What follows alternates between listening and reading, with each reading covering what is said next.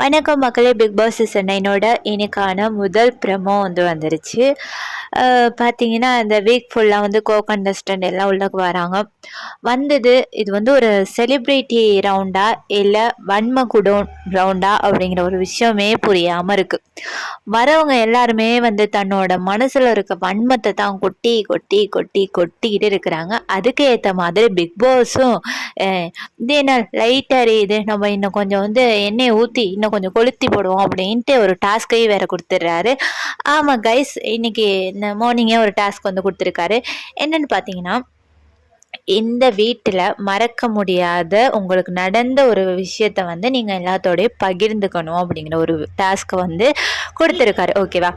Ramya Sandra பற்றின நிறைய விஷயங்களை போட்டு உடைக்கிறாங்க. எக்ஸ் கண்டஸ்டன்ட் வர வர வர சாண்ட்ரா, விக்ரம் அவங்கள பற்றியெல்லாம் நிறைய விஷயங்கள் வெளியில் வருது. ஓகேவா? சாண்ட்ரா ஒரு ஒரு இதில் உடஞ்சி இருக்கிற போது ரம்யா கூடயே இருந்திருக்காங்க. பட் ரம்யாவை பற்றி சாண்ட்ரா பாருக்குட்ட ரம்யா ஒரு விஷப்பாம்பு நம்பக்கூடாது அப்படின்னு சொல்லிட்டு எவிக்ட் ஆகி போகிற போது ஒரே ஒப்பாரி. ஓகேவா? இதில் இருந்தே நடிப்பு நல்லா தெரியுது சாண்ட்ராவோடது. இந்த விஷயத்த எல்லா ஹவுஸ்மேட்ஸ் முன்னாடி பாத்ரூமில் வச்சு போட்டு உடைக்கிறாங்க. இது கொஞ்சம் மாசாக தான் இருக்குது. இருந்தாலுமே நிறைய வன்மம் வேணாம் அப்படிங்கிற ஒரு விஷயத்த நினைவுபடுத்திக்கணும். அடுத்து வியானா லிவிங் ஏரியாவில் வச்சு நான் விக்ரம் சுபிக்ஷாவோட ஒரு நல்ல ஒரு பாண்டில் இருந்தேன். பட் என்னை பற்றியே இந்த லிவிங் ஏரியாவில் உட்காந்து நிறைய விஷயங்களை தேவையில்லாமல் பேசிக்கிட்டு இருந்தாங்க அப்படின்னு வியானா சொன்னாங்க.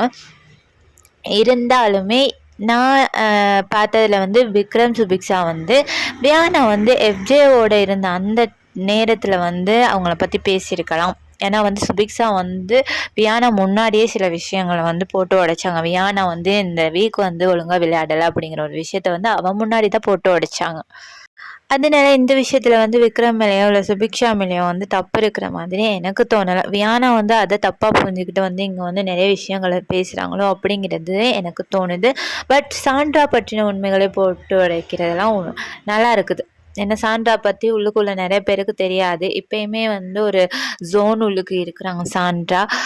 பார்க்கலாம் என்ன நடக்குது. என்னை பொறுத்தவரை இப்போ கானா வினோத்தையெல்லாம் திவாகர் ஏதாவது சொல்லுவார். பார்க்கலாம் என்ன நடக்குதுன்னு. இதை பற்றின உங்களோட கருத்தை கமெண்ட் பண்ணுங்கள். Bye guys.